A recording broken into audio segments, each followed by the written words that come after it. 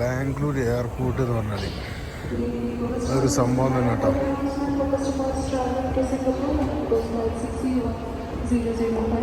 Requesting customers to proceed gate B1 for boarding immediately. Thank you.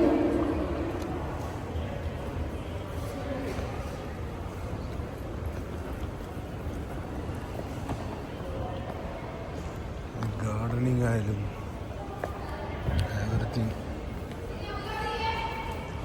Super എന്ന super airport.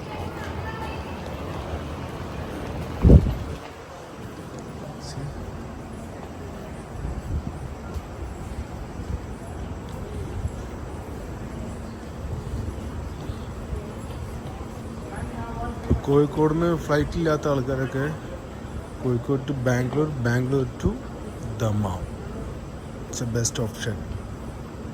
It's a reasonable പ്രൈസാണ്.